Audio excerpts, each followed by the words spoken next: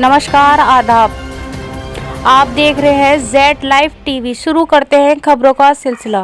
अध्यक्ष उत्तर प्रदेश अल्पसंख्यक आयोग अशफाक सैफी की अध्यक्षता में सर्किट सभागार में जनपद स्तरीय अधिकारियों के साथ बैठक आहूत की गई। श्री सैफी ने कहा कि केंद्र एवं प्रदेश में ईमान, इंसाफ और इकबाल की सरकार है। उन्होंने कहा कि कुछ अराजक तत्वों द्वारा मदरसों की जांच के नाम पर अल्पसंख्यक समुदाय को भ्रमित कर बरगलाने का कार्य किया जा रहा है। उन्होंने स्पष्ट किया कि मदरसों की जांच नहीं हो रही बल्कि उनकी जानकारी एकत्रित की जा रही ताकि उनके हित में संचालित जनकल्याणकारी योजनाओं में सुधार के साथ ही आवश्यकतानुरूप नई योजनाओं का गठन किया जा सके। इससे उनकी शिक्षा के स्तर को ऊंचा उठाने में सहयोग मिलेगा। मां शून्य प्रधानमंत्री जी का सपना है कि मुस्लिम समाज के बच्चे के एक हाथ में कुरान और दूसरे हाथ में कंप्यूटर हो। इस दिशा में प्रदेश भर में धरातल पर ठोस कार्य कराए जा रहे हैं। उन्होंने शाहजहांपुर का उदाहरण पेश करते हुए बताया कि अभी हाल ही में वहां सभी मदरसों में पढ़ने वाले छात्रों के मध्य खेल प्रतियोगिताएं कराई गईं जिनमें बच्चों ने विभिन्न प्रतिस्पर्धाओं में बढ़ चढ़कर प्रतिभाग किया। मां शून्य अध्यक्ष ने कहा कि केंद्र एवं प्रदेश सरकार द्वारा संचालित लाभार्थी परक योजनाओं का सर्वाधिक लाभ अल्पसंख्यक समाज को प्राप्त हो रहा है। फिर बात चाहे राशन वितरण की हो, स्वास्थ्य की हो या फिर शिक्षा की, उज्ज्वला गैस कनेक्शन हो या छात्रवृत्ति योजना, हर योजना से अल्पसंख्यक समाज को सर्वाधिक लाभ प्रदान किया जा रहा है।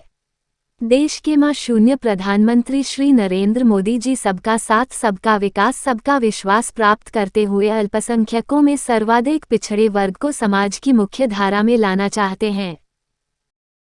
इस तरीके की कवायद की जा रही है, प्रदेश सरकार के द्वारा कहा जा रहा है कि विदेशी फंडिंग होती है मदरसों में और इसकी जांच भी कराई जा रही है, क्या मानते हैं? देखिए, मदरसे जो है दीनी तालीम देने के इदारे थे 2014 से पहले, और जब से हमारी सरकार आई है, माननीय प्रधानमंत्री जी, माननीय मुख्यमंत्री जी सबका साथ, सबका विकास और सबके विश्वास के नारे के साथ काम कर रहे हैं। माननीय प्रधानमंत्री जी ने कहा था एक हाथ में कुरान और एक हाथ में कंप्यूटर, माने दीनी तालीम के साथ साथ उसमें पढ़ने वाला बच्चा दुनियावी तालीम हासिल करे और पढ़ लिख कर IAS, IPS, डॉक्टर, इंजीनियर बने।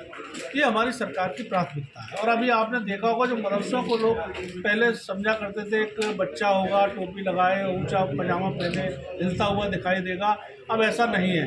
उस मदरसे के बच्चे खेल कूद में भी अपना हिस्सा पार्टिसिपेट कर रहे हैं। और अभी विज्ञान प्रदर्शनी लगाई गई बच्चों के द्वारा, एक मदरसों के बच्चों के द्वारा, एक बहुत ही सुंदर दृश्य है। हमारे देश के जो मदरसों में पढ़ने वाले बच्चों के लिए जो कल्पना नहीं थी उसमें आगे बढ़ रहे हैं। और अगर फंडिंग वाली विषय है तो फंडिंग को लेकर अगर कोई जांच हो रही है तो के पीछे खड़े हो यार।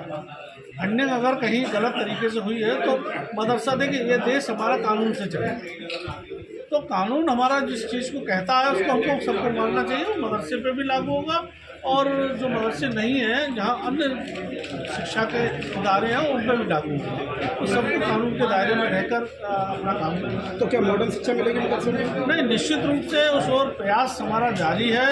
मदरसों में आधुनिकीकरण हो, उनमें मॉडल के बच्चे जो कंप्यूटर से पढ़े, एक अच्छी शिक्षा उनको मिले और बाहर पढ़ लिख कर जाएँ तब देश का नाम रोशन हो। मंत्री जी, 22 जनवरी को अयोध्या में राम मंदिर का उद्घाटन प्रधानमंत्री करने जा रहे हैं। वहीं मस्जिद के लिए भी ज़मीन मिली है धुन्नीपुर में, क्या वहाँ के लिए भी मांग करेंगे कि वहाँ मस्जिद की नींव प्रधानमंत्री रखें? नहीं, निश्चित रूप से जो लोग उसमें शामिल हैं और जो लोग उसमें कर रहे हैं सबको करना चाहिए, उसमें क्या बुराई। देश के प्राइम मिनिस्टर हैं, अगर वो लोग इसकी मांग करते हैं तो मैं समझता हूँ कोई बुराई नहीं है। देश के प्रधानमंत्री और रहे भगवान श्री राम का मंदिर है तो भगवान श्री राम सभी के पूर्वज हैं, उनका भव्य मंदिर बने, ऐसी हम सब मस्जिद पे भी जाना चाहिए। वहाँ जो जमीन मिली है 5 एकड़, अगर वहाँ के लोग उनको आमंत्रित करते हैं, जिनको जमीन दी है, अगर वो बुलाते हैं तो बहुत अच्छा है। क्या प्रदेश सरकार का मंत्री है, आपको नहीं लगता कि प्रधानमंत्री को जाके मस्जिद का भी?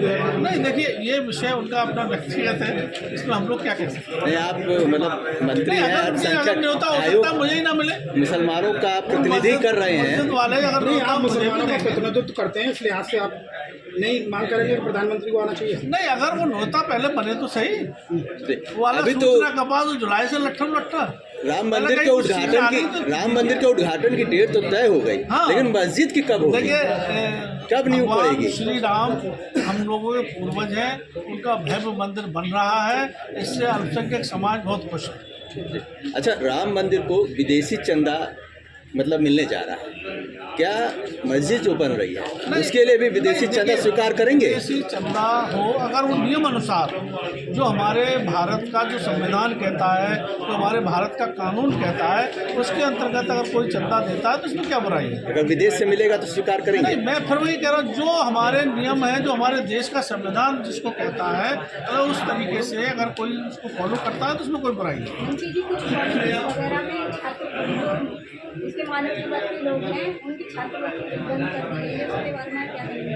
क्या कहा दोबारा बताइए? जैसे कुछ कॉलेज नहीं, अगर ऐसा कहीं हुआ है तो हम उस पर बात करेंगे और उस पर नियम अनुसार जो भी कार्रवाई है, क्योंकि किस आधार पर बंद की गई है वो हम देखेंगे। सर, आजम खान को लेकर क्या कहेंगे? उनको जबरदस्ती सरकार फंसा रही है, जेल भेज रही है बार बार, क्या मतलब? ये तो रामपुर के लोग बता सकते हैं, जिनकी ज़मीनें उन्होंने घेरी हैं, जिन लोगों के जिनके जवान बच्चों को चरस में जेल भिजवाया है। पार्टी में जोड़ने का काम आपका, उन्हें भी जोड़ लो। नहीं, जिन लोगों को, जिनके परिवार के छोटे बच्चे थे रोते बिलखते हुए, उनकी ज़मीनें गई हैं, उनको जेल भिजवाया, ये वो इससे ज़्यादा अच्छा जवाब दे सकते हैं वहाँ के लोग। आजम खान का स्थायी घर जेल में होना चाहिए।